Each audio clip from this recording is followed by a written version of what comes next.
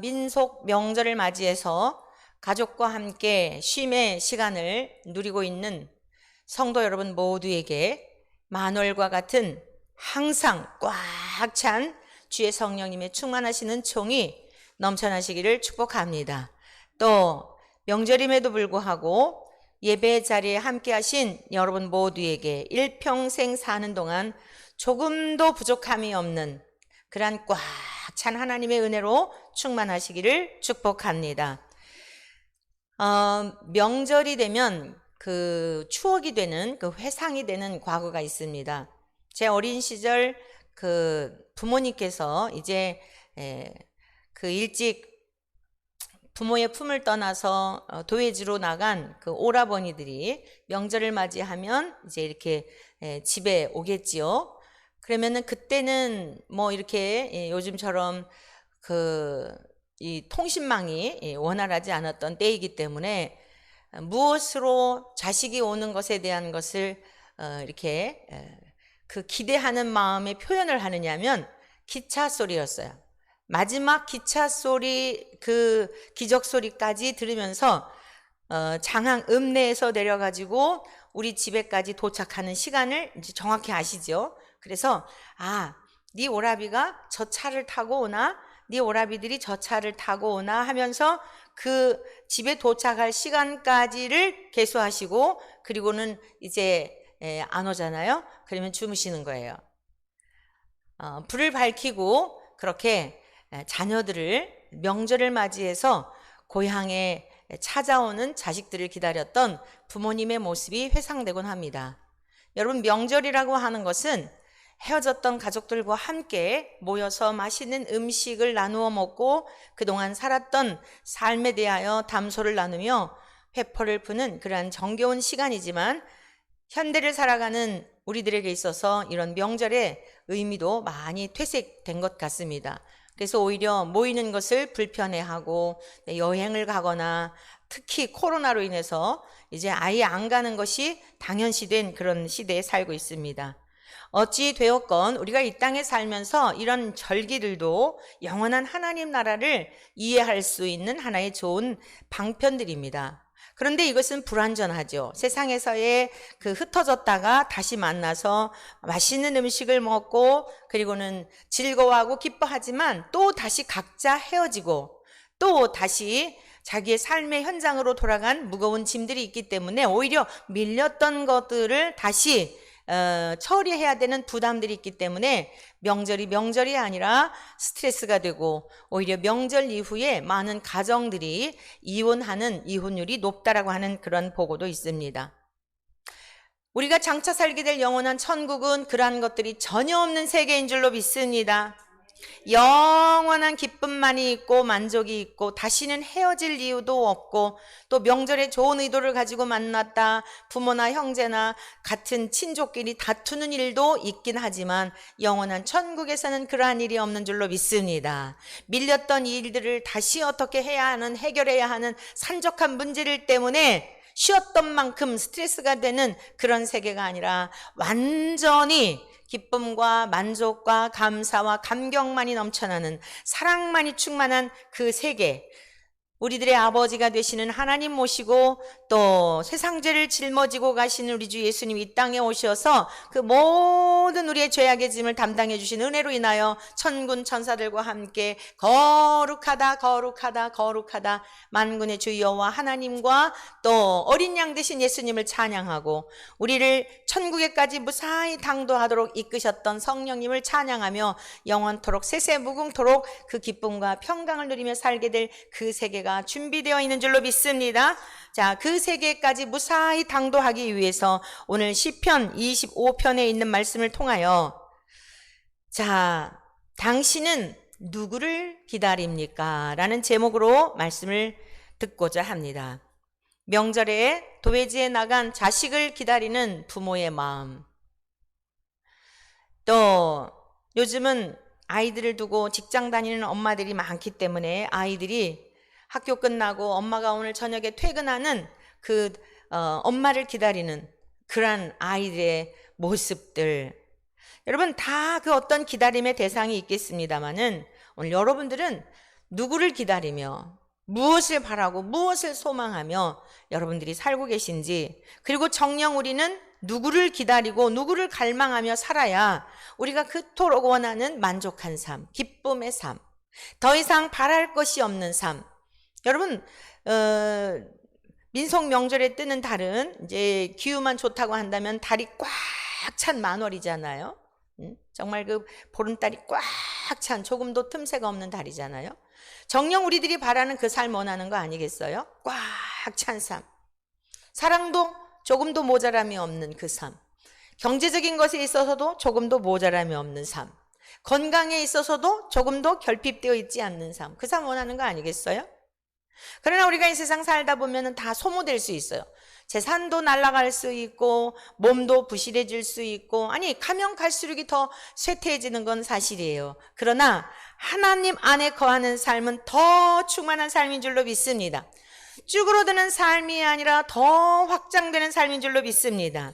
그 삶의 비결이 무엇인지 오늘 믿음의 선진들의 발자취를 통하여 앞서간 믿음의 선진은 어떠한 삶을 통해 이러한 삶을 누리게 되었는지 우리가 함께 배우려고 하는 것입니다. 자, 시편 25편 1절의 말씀을 같이 보시겠습니다.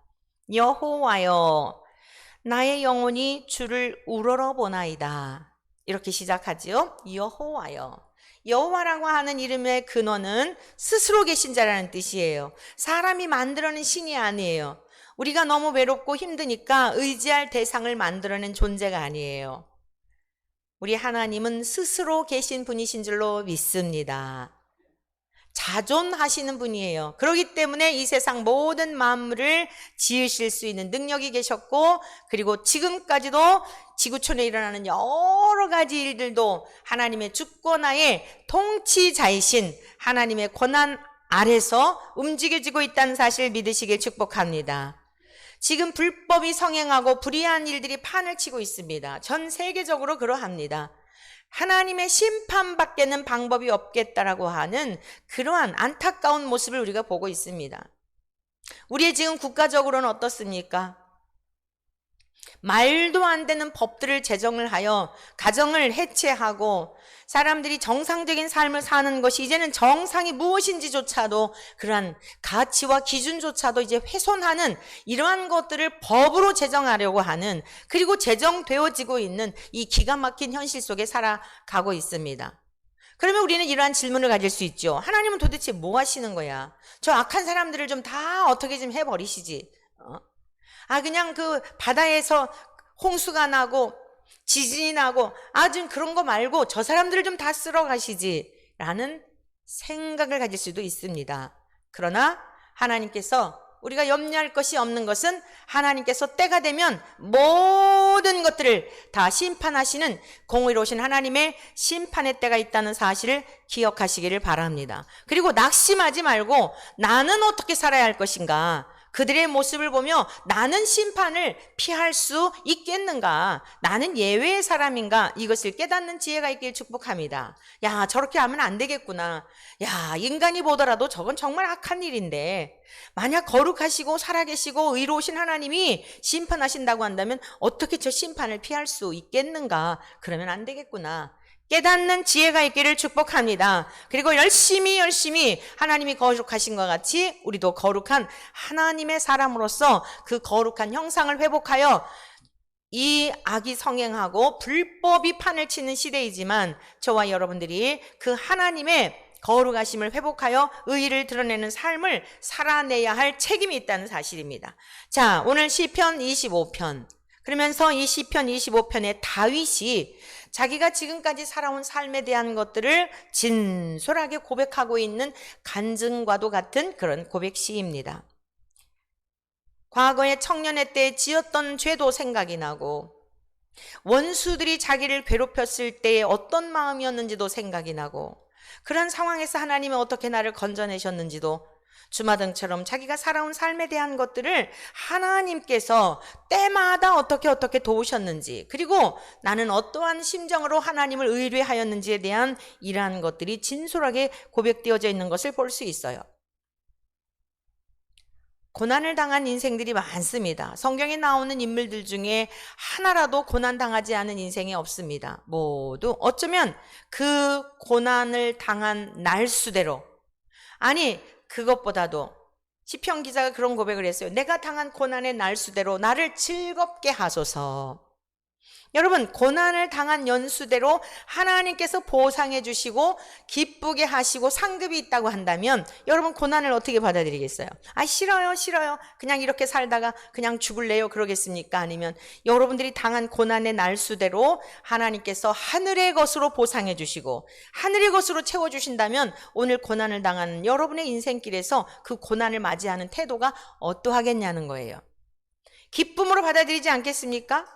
인내하며 이기지 않겠습니까? 고난이 끝이라고 여기 고난으로 끝나는 내 인생이라고 생각하니까 절망을 하는 거지, 이 고난이라고 하는 것은 하나의 터널을 지나는 것과 같은 그런 과정이라고 생각한다면 결코 절망할 이유가 없다는 거예요. 운전하다가 보면은 긴 터널이 있잖아요.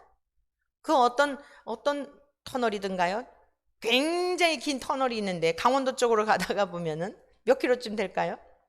10km 정도요. 그 무슨 터널이죠? 인제터널이요. 인제터널이 약 10km 정도 되는데 가도 끝이 없는 것처럼 느껴지지만 희망을 갖고 계속 악셀을 밟으며 가는 이유가 뭐예요? 터널 끝이 있다는 겁니다. 할렐루야. 여러분, 굴과 터널은 다른 거예요. 굴이라고 하는 곳에는 입구가 하나밖에 없어요. 나가는 출구가 없습니다. 그러나 터널은 어때요? 출구가 있고 입구가 있어요. 입구가 있고 출구가 있는 거예요. 들어가는 길이 있었다면 반드시 나오는 길이 있습니다. 우리네 인생에게 허락하신 고난도 그러한 줄로 믿습니다. 굴 속에서 헤매는 인생을 원하심이 아닙니다. 왜냐? 하나님은 선하신 분이시기 때문입니다. 그래서 많은 믿음의 선진들이 고난이라고 하는 터널을 지났어요. 그 터널의 길이만큼 하나님은 더욱 그 존귀함을 드러내셨고 하나님이 하나님 되심을 드러내시는 일에 자원으로 사용하셨다는 것을 여러분 기억하시기를 축복합니다. 그러면서 오늘 다윗은 여호와여 나의 영혼이 주를 우러러보나이다. 여러분들은 어느 때 하나님을 우러러보십니까? 여러분은 어느 때 하나님을 찾습니까? 여러분들은 어떻습니까? 어떤 때 하나님을 찾습니까? 그리고 어떤 때 여러분은 하나님을 향해 감사하고 기뻐하며 어떠한 상황 속에서 하나님을 향해 원망하고 여러분들은 하나님이 존재 자체, 하나님의 존재 자체에 대해서 가부에 대해 흔들리는 이러한 상황에 직면한 적은 없습니까? 다윗은 범사에 하나님을 우러러보는 믿음의 사람이었다는 사실입니다. 하나님께서 오늘 우리 모두에게 이 은혜를 입혀주시기를 축원합니다. 결혼식을 할 때 결혼 주례를 하면서 서약식이 있어요. 신랑을 향하여 서약하라 그러고 신부를 향해 서약하라 그러죠. 신랑 나 아무개는 신부 아무개를 아내로 맞이하여 비가 오나 눈이 오나 건강할 때나 또 병들었을 때나 슬플 때나 기쁠 때나 뭐 이렇게 하면서 그 선서를 하잖아요. 저는 아주 그 시간이 굉장히 주례를 하면서도 은혜가 되고 또 하객으로 참여하여 그 시간을 다시 한번 나는 하나님 앞에 어떠한 태도를 가지고 내 영원한 신랑이신 주님 앞에 그러한 자세를 가지고 살아가는가라고 스스로 물음을 던질 때가 많습니다. 하나님 앞에 우리의 삶이 힘들 때에도 좋을 때에도 슬플 때에도 기쁠 때에도 한결같이 주님을 사랑하는 저와 여러분 되시기를 축복합니다. 여기서 나의 영혼이라고 하는 것은 이 네페시라고 하는 히브리어는요, 처음 어디서 등장을 하느냐면 창세기 2장 7절에 보면 하나님께서 여호와 하나님이 땅의 흙으로 사람을 창조하시고 그 코에 생기를 불어넣으시니 생명이 되니라. 여기서 이 생명이라고 하는 이 단어가 네펫이라고 하는 그런 뜻이에요. 하나님께서 땅의 흙에서 사람을 지으시고요, 빚으셨어요. 사실은 아담이 나와라 이게 아니고 심혈을 기울여서 여러분 한번 생각해 보세요. 그 아름다운 동산을 창설하시고 하나님의 모양과 형상을 따라 하나님을 닮은 꼴, 딱 보면 하나님이 딱 느껴지는, 그러나 하나님은 아니에요. 믿으십니까? 여러분, 자녀들하고 부모님 이렇게 유난히 닮은 사람 있잖아요. 그런데 딱 부모님은 아니잖아요. 자식은 자식이고 부모님은 부모님이죠. 근데 어떻게 저렇게 복사가 잘 됐지? 어떻게 저렇게 잘 찍어냈지? 이런 표현들을 하잖아요. 붕어빵이다 그러잖아요. 그러나 여러분, 부모님은 부모님이고 자식은 자식이에요. 똑 닮은 것 같은데 어딘가 모르게 또 독립적이고 개체적인 특성이 있어요. 어딘가 모르게 닮은 것 같아요. 코도 닮은 것 같고 눈도 닮은 것 같은데, 전체적인 것 보아도 닮은 것 같은데, 그렇다 그래서 완전히 똑같지는 않아요. 그러나 딱 보면 아무개 자식이구나, 아무개 아버지구나 라고 하는 것을 알아볼 수 있는, 너무 신비스럽지 않습니까? 여러분, 첫사람 아담을 창조하셨을 때에 아담은 하나님이 될 수 없어요. 그런데 아담을 보면 하나님을 닮았구나, 하나님이 저런 모습이시구나, 하나님은 저런 분이구나. 여러분, 하나님은 어떤 형상이나 이런 분이 아니잖아요. 육체를 입고 살아가는 동안에는 하나님은 어떤 형상으로 나타나시는 분이 아니에요. 이단이나 사이비 집단은 자꾸 막 하나님의 형상화하고 그러는데, 하나님은 영이시라는 것은 인격적인 존재이시며 초월적인 존재이시기 때문에 인간의 어떤 것으로도, 아무리 멋진 조각가가 하나님을 그려낸다 할지라도 깎아낼 수가 없는 거예요. 그림으로 아무리 예수님에 대하여 그대로 한다 할지라도 그리할 수 없는, 다 그려낼 수 없는 거예요. 동의하십니까? 하나님의 그 형상, 그 형상은 어떤 형상이냐면, 우리 아담이, 첫사람 아담이 하나님을 기뻐하고 하나님을 즐거워하고 하나님을 높여드리고 하나님을 영원하게 해드리고 하나님의 진실하심처럼 죄가 들어오기 이전에 그 상태, 그 진실함을 보면서 저렇게 진실하구나, 하나님은 저렇게 진실하시구나, 거짓이 전혀 없는 모습을 보면서 하나님께서 저렇게 거짓이 없는 그런 모습이구나, 이게 그 하나님의 형상을 닮았다는 뜻이에요. 공의롭고 정의롭고 불의한 것에 대한 전혀 용납하지 않는, 거짓에 대해서는 전혀 타협할 수 없는 이러한 상태의 형상, 이것이 바로 하나님의 형상과 모양을 닮았다는 뜻입니다. 자, 그러한 하나님께서, 보이지 않던 하나님께서 보이는 그러한 육체를 입고 이 땅에 오셨잖아요. 우리가 예수님을 믿는다는 게 무슨 뜻이에요? 우리가 예수님과 연합이 되었다는 게 무슨 뜻이에요? 지금 예수님 안 계세요. 갈릴리 바닷가 간다고 해서 예수님 만날 수 없어요. 예루살렘에 간다고 해서 만나지지 않아요. 지금은 성령님을 통해 우리 예수님이 우리 안에 거룩하신 영으로 함께 하시는 줄로 믿습니다. 그러면 그 예수님이 사랑이신 것처럼 우리도 그 사랑을, 내 안에 계시는 성령님의 힘을 빌어서 사랑을 하게 될 때에 하나님이 이렇게 사랑이시구나, 예수님이 이 땅에 오셔 우리를 이렇게 사랑하셨구나, 저분을 보니까 예수님이 그러하셨구나 라고 하는 것을 인지할 수 있는 거예요. 그렇다고 우리가 예수님이 아니라는 말씀입니다. 동의하시죠? 내가 거룩하니 너희도 거룩하라. 우리가 이 세상에 속한 악한 이 죄성으로 인하여서 그 불의하고 부도덕하고 온갖 거짓과 악이 성행하는 가운데서도 하나님을 믿는 사람들, 예수의 사람들은 다른 거예요. 그래서 예수님이 그러셨잖아요. 너희는 세상의 소금이니 소금이 그 맛을 잃으면 무엇으로 짜게 하리요. 너희는 세상 속에 가서 타협하지 말고 냄새나는 그곳에 가서 생선 내버려두면 어떻게 되죠? 악취가 납니다. 그런데 그 생선 속에 소금을 뿌리면 어떻게 되죠?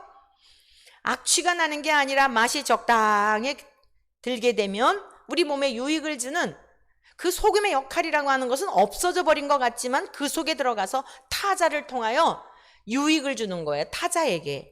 그러니까 우리를 이 세상 속에 보내셔서 너희는 세상의 소금이니 라고 말씀하셨을 때에 우리가 자아가 깨어지고 우리의 의가 깨어지고 어디서요? 예수님의 십자가에서.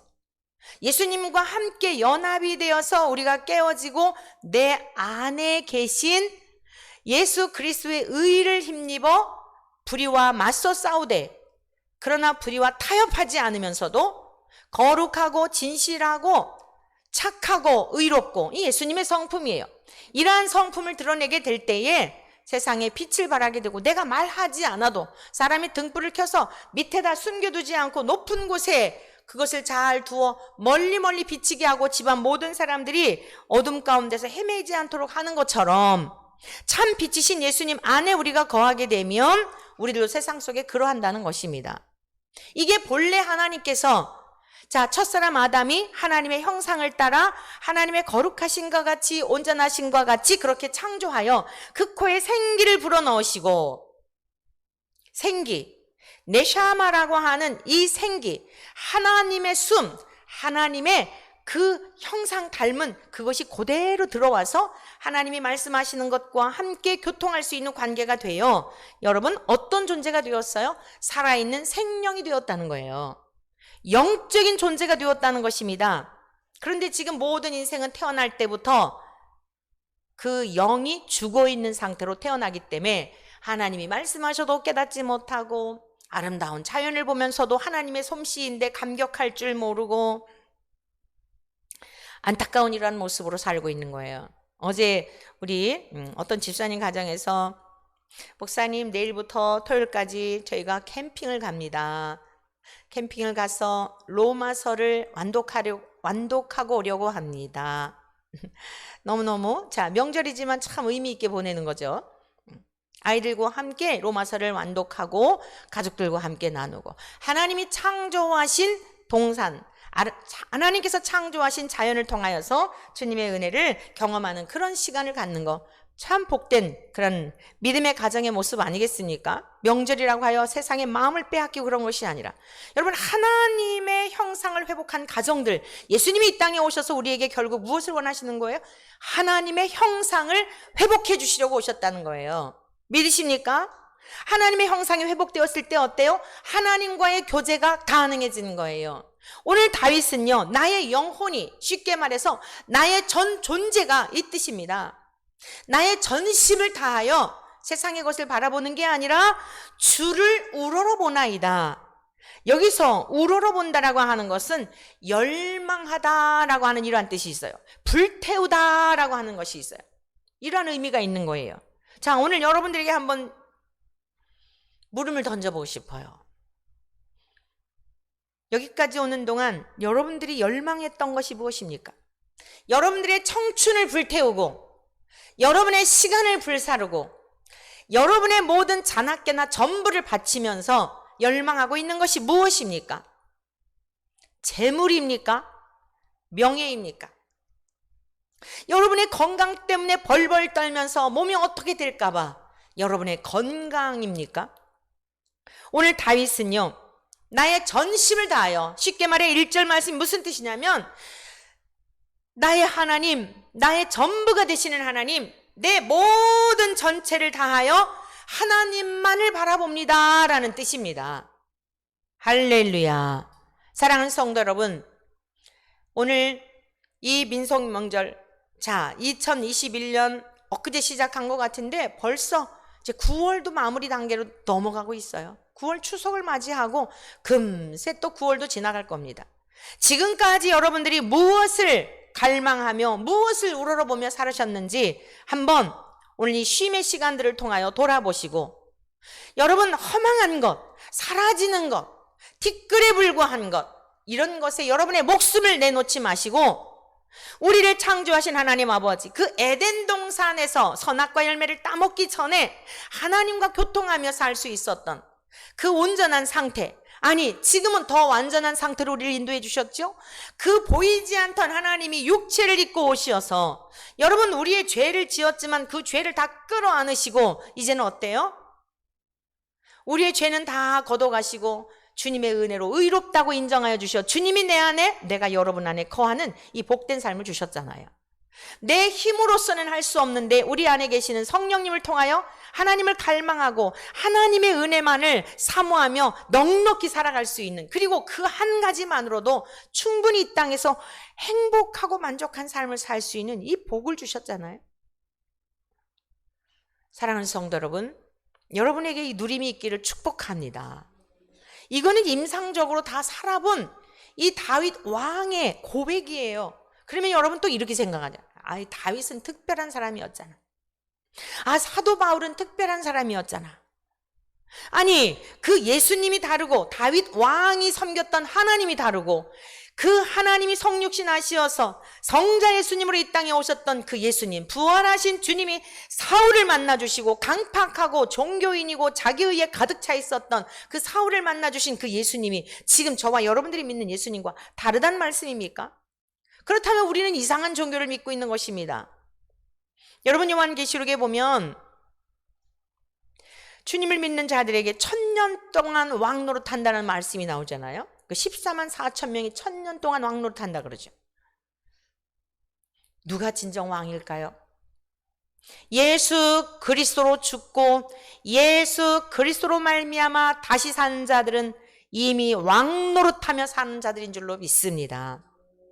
사도 바울이 그러하였고 사도 요한이 그러하였고, 여러분, 그 어떤 특정한 곳에 가가지고 1000년 동안 왕노릇 하는 게요. 그러면 여러분, 이렇게 질문을 가져볼 수 있잖아요. 사도 요한이 그 반모섬에서 환상 가운데 장차 될 일에 대한 계시를 받아 기록했지요.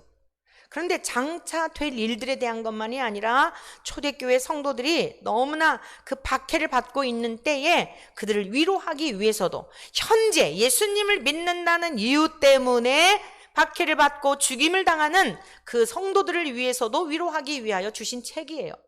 무슨 말씀이에요?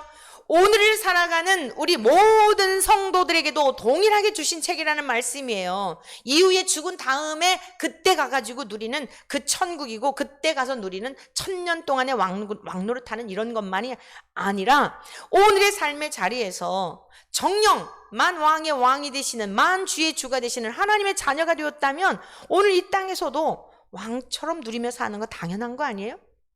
왕이 어떤 사람이죠? 왜 이렇게 왕들이 되려고 그러죠? 결핍이 없는 삶을 살려고 그러는 거잖아요.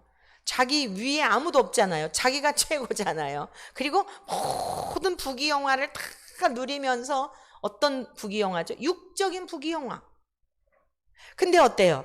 그 육적인 부귀영화를 누린다고 하여 진짜 만족이 될까요? 그 왕들이 왜 이렇게 많은 사람을 죽여요? 그 참된 만족이 있으면 그렇게 사람을 죽일까요? 그냥 수단과 방법을 가리지 않고 그 자리를 탐하는 이유가 무엇 때문이지요? 그 자리를 계속 보존하려고 그러는 거잖아요. 근데 그게 계속 보존이 되나요? 생명의 주가 되시는 하나님이 와라 하면 가야 되잖아요. 다니엘서 보세요. 여러분, 다니엘서에 보면은 다니엘 시대에 4명의 왕이 갈아치움을 입잖아요. 특히 벨사살 왕 같은 경우 얼마나 부귀영화를 누리면서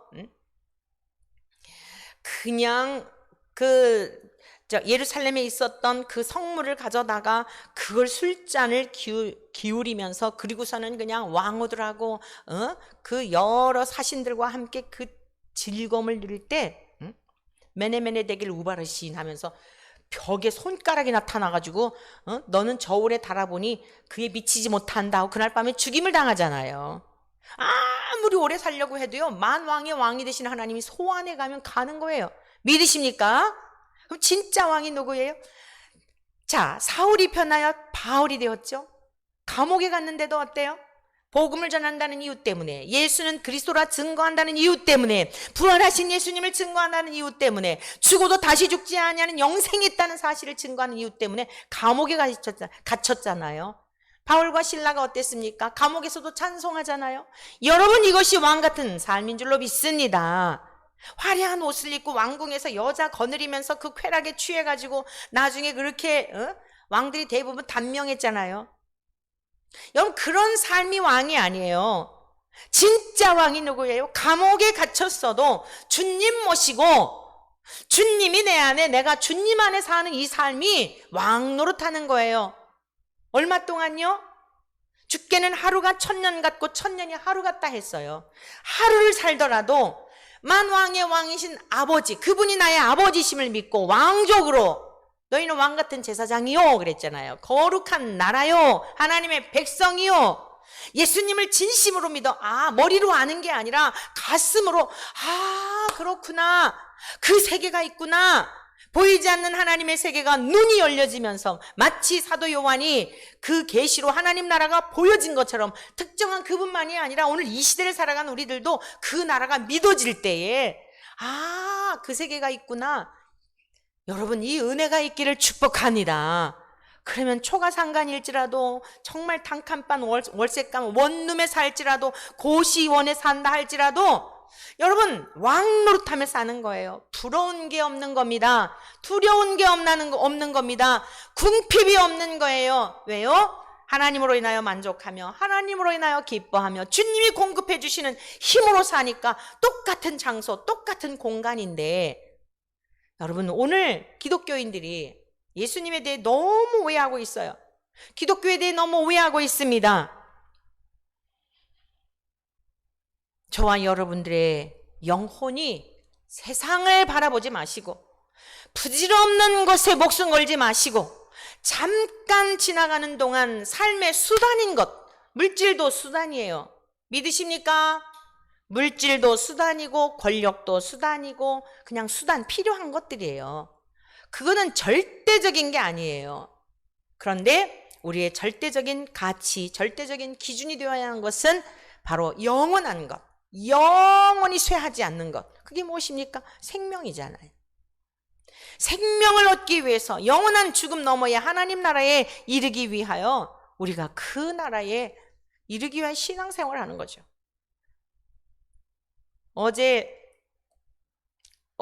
그제 저희 이제 시댁에 친족들을 방문을 했어요. 이모님 한 분이 그런 말씀 하시더라고요. 자기는 천국에 꼭 간대요. 어떻게 가시는데요? 나는 착하게 살았고 남한테 해를 끼치지도 않았고 그래서 자기 같은 사람이 천국에 안 가면 천국에 누가 가겠냐요. 그래서 그건 내가 복음이십니다 그랬어요. 제가 볼 때는 굉장히 의가 강하신 분이에요. 착각 속에 사는 거예요. 그러면서 죽은 다음에 천국과 지옥이 없다. 또 이제 그 아드님이 그런 얘기를 하더라고요. 그러니까 정 목사님이 무슨 소리야? 기독교는 천국과 지옥이 없다면 믿을 이유가 없지. 천국 가기 위해서 신앙생활 하는 거야. 그 얘기를 하는 거예요. 그 동생분이. 기독교는 천국 가기 위해서 믿는 게 아니고 그냥 마음 편하려고 믿는 거지. 믿지는 않지만 그렇게 얘기를 하는 거예요. 아니, 천국 가기 위해서 믿는 거지. 여러분 어떻게 생각하십니까? 여러분들은 지금 어떠한 신앙관을 가지고 신앙생활하고 계십니까? 여러분, 우리는 영원한 하나님 나라에 가기 위해서 지금 이 나그네 인생길 얼마큼 온 거예요. 믿으십니까? 천국이 없다면 뭐하러 신앙생활해요? 그 영원한 나라에 갈 이유가 없다면 하다못해 여러분들이 외국에 투자 이민을 한다든가 여러분 지금 요즘은 워낙 코로나 때문에 상황들이 많이 달라졌지만 옛날에는 이제 투자 이민 한동안 성행했었잖아요. 왜 그 모든 집들을 팔고 그리고서는 집들 팔고 그냥 작은 집에 가갖고 비자 나오기 오매불망 그거 하면서도 기죽지 않고 그런 이유가 뭐 때문이죠? 아름다운 나라에 가서 잘 살게 될, 누리며 살게 될 그 세계를 바라보며 그런 거잖아요. 집 다 큰 집 팔고서 작은 집에 월세방으로 들어가서 그 비자 발급되기만 바라는 여러분 그 사람들이 어리석은 사람들이에요. 더 질 높은 삶을 살기 위해서 가고자 하는 사람들을 누가 말리겠어요? 하다못해 대한민국이라는 나라에서 무슨 뉴질랜드니 호주니 스위스니 아름다운 곳에 살고 싶어가지고 이런다 할지라도 여러분 모든 것 다 포기하고 그 나라 언어를 배우고 문화는 어떠했는지 역사는 어떠했는지 배우잖아요. 진짜 천국이라는 나라가 실제한다면 어떻게 이 성경에 기록된 말씀을 우리가 멸시하고 내가 간다고요? 비자 발급을 그 나라에서 해주지를 않는데 너 들어와라 라고 허락을 안 하는데 여러분 이런 교만이 깨지지 않으면 절대로 천국에 갈 수 없어요. 나는 착하게 살았으니까. 그럼 착하게 살았다 그러면요 사람들이 참 그냥 침묵하고 있으면 괜찮은데 진짜 저분이 착하게 살았나 하고 계산이 되더라고요. 참 이상하죠? 가만히 있으면 괜찮아요. 잠언의 말씀 그런 말씀 있죠. 어리석은 자라도 침묵하고 있으면 사람들이 지혜로운 자로 여긴대요. 그런데 자기 입으로 떠들잖아요. 그러면 그 사람의 삶에 대한 것들을 회상해 보는 거예요. 진짜 이 사람이 착한가? 걸리는 게 많이 있는 거예요. 착하지 않은데 내가 보더라도 그의 입술을 열기만 하면은 그냥 막 이러시는데 이런 생각이 들더라고요. 여러분, 착하게 살아서 가는 게, 착하게 살 인생이 없습니다.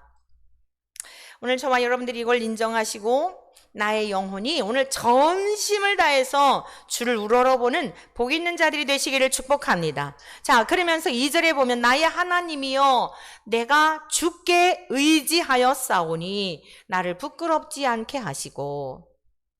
전심을 다하여 하나님을 바라보는 자의 특징이 뭐예요? 전심을 다하여 주님을 의지하는 자예요. 저는 다양한 분들을 만나보았고 저의 삶도 아주 드라마와 같은 삶을 살았잖아요. 우리 모두 다 경험하는 거예요. 저만 그런 게 아니라 지금 부모님이 안 계신, 하나님이 안 계시면 저는 고아입니다. 여러분들은 어때요? 한 분 한 분 유명을 달리하는 분 소식 듣잖아요. 그 얘기는 무슨 뜻이죠? 우리도 점점 갈 차례가 다가오고 있다는 뜻이에요. 근데 누구를 의지합니까? 아니, 나도 사랑하는 이들을 놓고 가야 할 때가 오는데 누구를 의지하냔 말이에요. 그러나 영원토록 소멸되지 않고 돌아가실 일도 없고 모자람도 없고 유한하지도 아니하시는 하나님만이 우리가 의지할 대상인 줄로 믿습니다. 나의 하나님이여 내가 주께 의지하여 싸우니 나를 부끄럽지 않게 하시고 나의 원수들이 나를 이겨 개가를 부르지 못하게 하소서. 무슨 뜻이에요? 오늘 이 시대를 살아가는 우리 기독교인들처럼 안 믿는 사람들로 하여금 조롱거리가 되고 이렇게 땅에 떨어진 적도 없는 것 같습니다. 심지어 지금 정부에서 양육도 못하게 하잖아요. 이게 얼마나 사악한 마귀의 계략인지 몰라요. 예배를 드리지 못하게 하고 양육도 못하게 해요.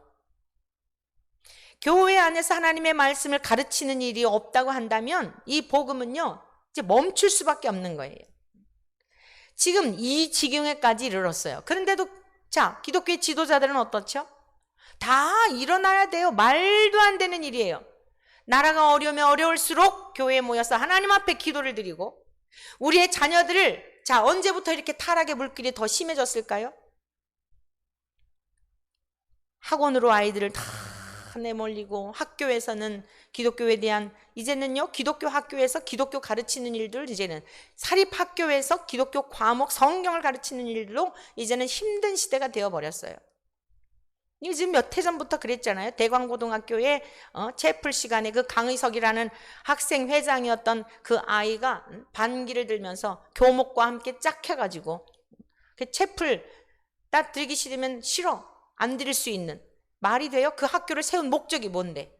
기독교 정신에 입각해서 그것만이 사람을 바르게 하고 나라를 바로 세울 수 있고 세계 속에 뛰어난 인물들을 배출하는 거 역사가 증명하잖아요. 세계 속에 뛰어난 민족들이 어디서 나왔어요?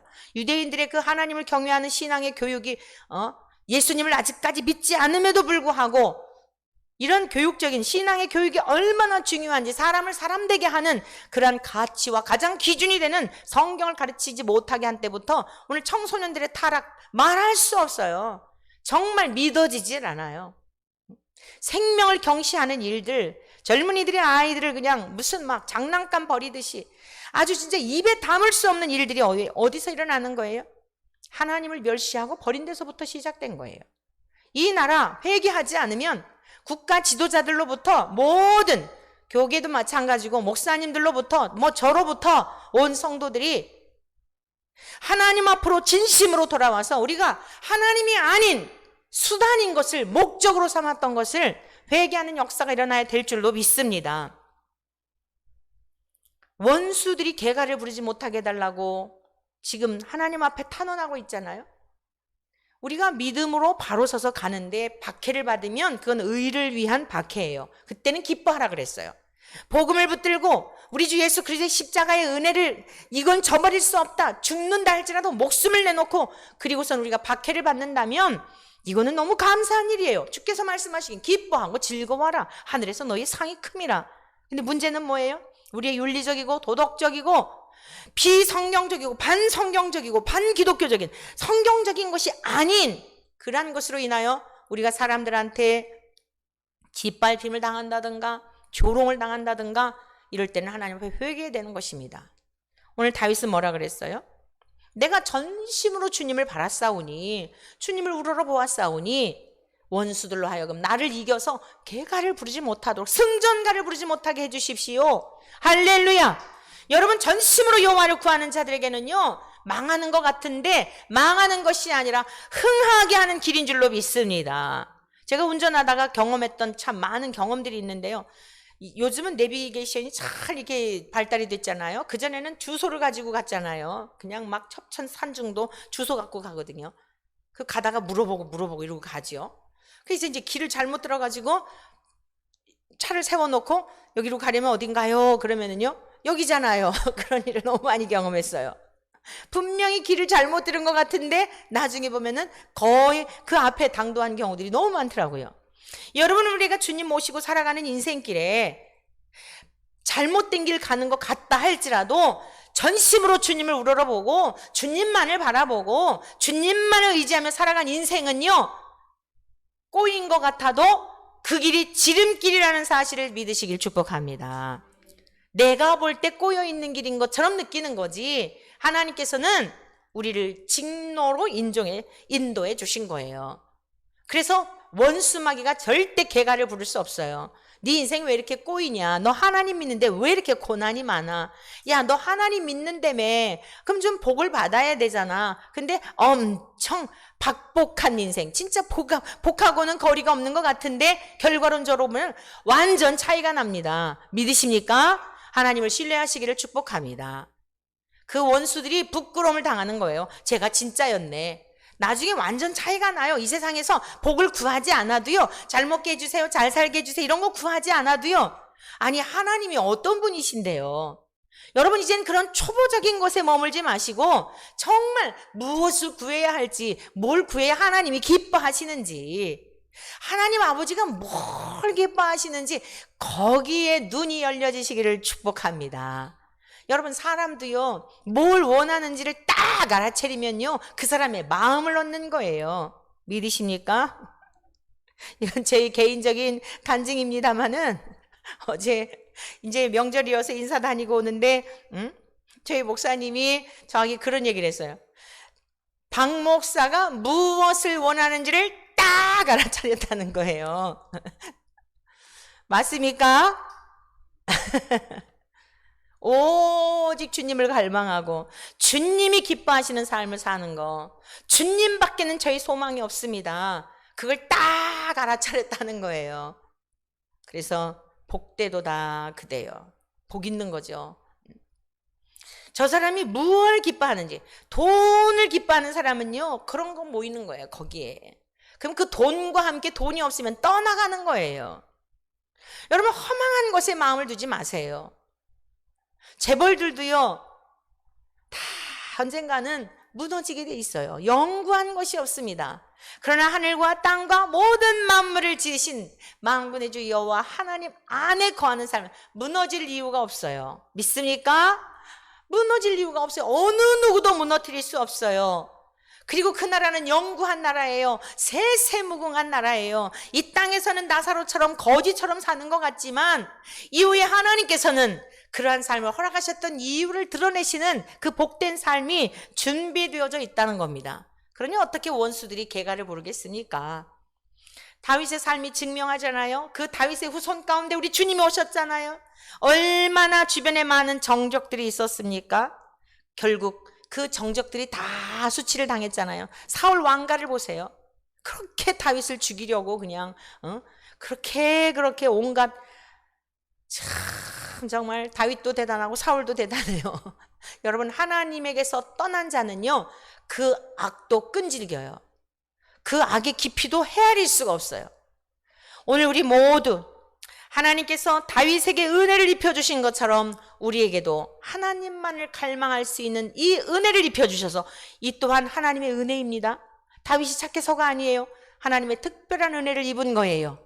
하나님만으로 만족할 수 있는 이 은혜를 갈망하는 이 믿음을 우리 모두에게 부어주시기를 축복합니다. 4절 말씀 보겠습니다. 여호와여 주의 도를 내게 보이시고. 자, 그럼 어떻게 이러한 여호와를 갈망하며 주를 우러러보고 전심을 다해서 주를 찾는 이 믿음이 있을 수 있었을까?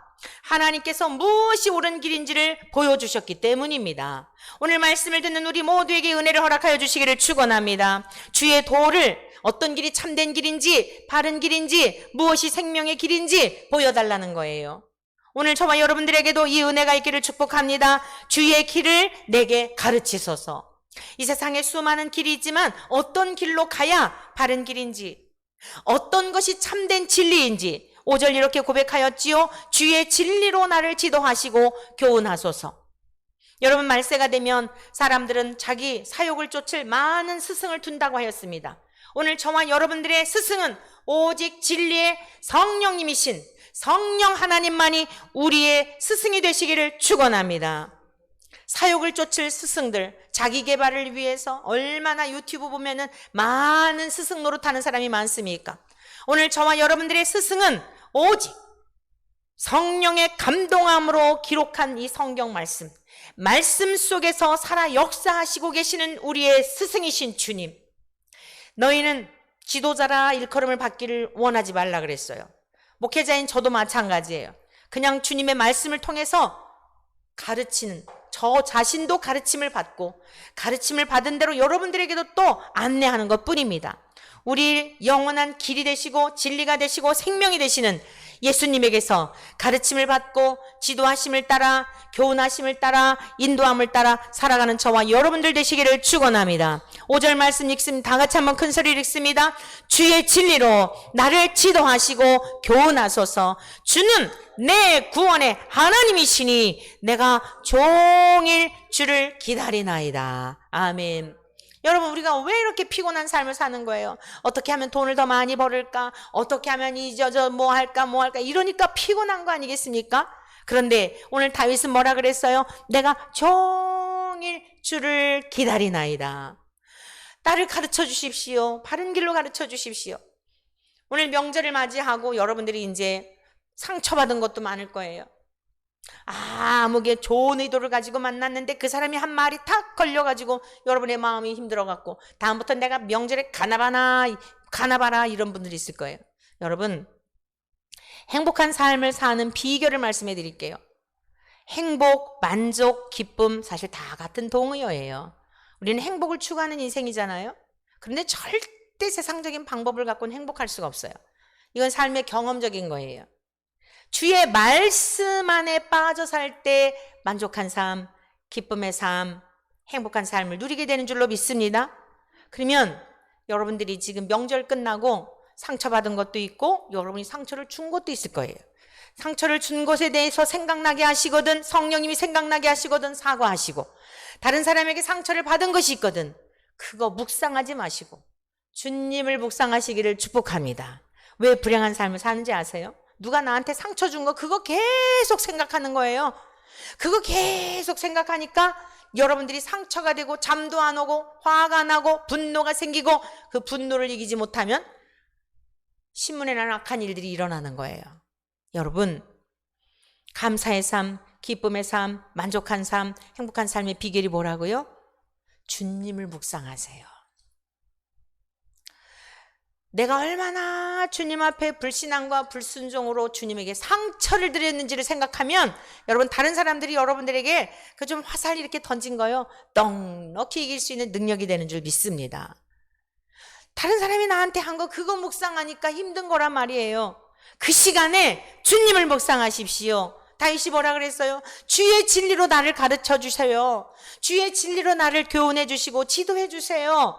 여러분, 그런 생각할 시간이 있으면 더 하나님의 말씀을 가까이 하십시오. 하나님의 말씀을, 이 얼마나 귀한 말씀들이 한 말씀 한 말씀들이 이게 인생에 다 경험해서 하나님과의 관계 속에서 경험한 기록들이에요. 하나님 자신을 드러내신 내용도 있고 하나님이 어떤 분인지를 드러내신 분도, 그런 글들도 이 말씀이지만은 오늘 이 시편의 이 말씀 같은 경우는 그 말씀을 따라서 살아낸 그 삶의 경험과 간증을 고백하고 있다는 말씀이에요. 여러분, 경험과 간증이 왜 중요해요? 우리도 그 말씀을 따라서 살아가게 될 때 동일한 능력을 하나님에게서 우리도 누릴 수 있기 때문에 그런 것입니다. 종일토록 쓸데없는 거 묵상하지 마시고, 이미 떠나간 일 묵상하지 마시고, 상실된 어떤 거, 날아가 버린 것, 여러분 지금 내 눈앞에 보이지 않는 것, 그런 거 묵상하지 마시고 종일토록 나를 죄에서 건져주시고, 우울함에서 건져주시고, 외로움에서 건져주시고, 여러분 넉넉히 건져주시는 주님을 기대하시기를, 그리고 기다리시기를 축원합니다. 그 하나님 어떤 분입니까? 여호와여 주의 긍휼하심과 인자하심이 영원부터 있었사오니 주여 이것들을 기억하옵소서. 무엇을 기억하달라고 그랬을까요? 젊은 날의 죄에 대해서, 허물에 대해서 주님 이거는 기억하지 마시고, 하나님은 인자하시잖아요, 긍휼하시잖아요, 좋은 분이시잖아요. 그러니 내 과거에 지었던 죄에 대해서는 다 씻어주시고 그거 기억하지 마시고, 주님은 선하신 분이잖아요. 죄를 회개하는 자에게 용서해 주시는 분이시잖아요. 그러니 주의 긍휼하심과 인자하심으로써 내가 어리석어서 미련하여서 어린아이와 같아서 알지 못해서 지었던 과거의 죄들은 다 용서해 주시고, 하나님은 선하시잖아요. 정직하시잖아요. 돌아오는 자에게 은혜를 베푸시는 자잖아요. 그런 분이시잖아요. 그러므로 하나님의 그 정직하심으로써, 선하심으로써, 인자하심으로써 죄의 모든 죄가를 다 용서해 주시고, 제가 주님 앞에 돌아왔사오니 나의 모든 죄를 도말하여 주시사 하나님의 진리의 말씀으로 교훈해 주십시오 라고 고백하고 있는 것입니다. 뿐만 아니라 온유한 자를 정의로 지도하시며 온유한 자에게 그의 도를 가르치시리로다. 여러분, 우리 주님이 온유한 자의 대명사, 온유하신 그분이 누구예요? 예수님이시죠. 마태복음 10장에서 나는 마음이 온유하고 겸손하니 너희는 내게로 와서 배워라 그랬잖아요. 주님에게서 배우셔야 됩니다. 주님은 어떤 분이었어요? 전 존재적으로 하나님을 신뢰하였던 분인 줄로 믿습니다. 다윗도 그러하였지만 여러분, 다윗은 오실자의 모형이기도 해요. 전 존재적으로 십자가에서 죽기까지 내려오시지 않고 성부 하나님 앞에 순종하셨던 온유하신 주님을 저와 여러분들이 닮기를 축복합니다. 끝까지 순종하시고 죽기까지 순종하시고, 첫사람 아담은 먹지 말라고 명한 선악과 열매 한 가지 먹지 말라고 했는데 그것을 결국 어겼잖아요. 그런데 두 번째 참 아담이신, 진짜 사람이시며 참 신이신 우리 주님은 끝까지 하나님의 말씀에 순종하여 전심을 다해 하나님을 사랑하고, 여러분 하나님의 도가 뭐예요? 하나님의 계명이 뭐죠? 하나님 사랑, 이웃 사랑 아니겠어요? 그 사랑을 십자가에서 우리 예수님은 다 완성하신 겁니다. 그래서 저와 여러분들은 첫사람 아담의 죄에 유전이 있지만 우리는 이제 옛사람을 벗어버리고 참 신이며 참 인간이셨던 예수님에게서 배워서 우리 주님이 가신 그 길을 넉넉히 따라가야 할 줄로 믿습니다. 그의 도를 가르치시리로다. 그렇습니다. 주님과 함께 연합이 된 그들에게는 생명의 길로 인도하시는 분이십니다. 10절 마지막 절 우리 다 함께 같이 한 목소리로 읽습니다. 여호와의 모든 길은 그의 언약과 증거를 지키는 자에게와 인자와 진리로다. 아멘, 아멘. 여호와의 모든 길, 생명의 길, 여러분 그 영광스러운 길, 그 길을 누구에게 인도해 주시고 누가 그 길을 갈 수 있다고요? 그의 언약과 증거를 지키는 자에게라는 거예요. 오늘 말씀을 들음으로 끝나지 마시고, 자, 전심을 다해, 다른 거 다 있는다 할지라도 이제 이 민속 명절을 맞이하여 내가 꽉 찬 삶, 만족한 삶, 그 기쁨의 삶, 이제 이 우울한 삶을 떨쳐버리고, 부족한 삶, 결핍한 삶을 떨쳐버리고, 여러분 만족한 삶을 사는 비결이 뭐라고요? 전심을 다하여 하나님을 우러러보는 삶, 하나님만이 나의 전부이십니다 라고 하는 입술로만이 아니라 전 존재적으로 우리가 그러한 삶을 살아낼 때에 때마다 하나님의 언약과 증거를 지킬 수 있는 능력을 우리 안에 내주하시는 성령님이 우리에게 이끌어 가시도록 도우실 것이며, 여러분 그 하늘로부터 주시는 만족한 삶을 우리가 이 땅에서도 누리며 살게 될 줄로 믿습니다. 그래서 하나님이 얼마나 선하시고 인자하신지, 하나님의 위로하심과 도우심을 힘입어 나그네 인생길 잘 마치다가 나중에 저 영원한 그 잔치자리, 진짜 참된 명절, 그 기쁨의 삶을 세세무궁토록 누리게 되는 은혜가 우리 모두에게 임하실 줄로 믿습니다. 이 귀한 은혜와 복이 우리 모두에게 충만하시기를 축원합니다.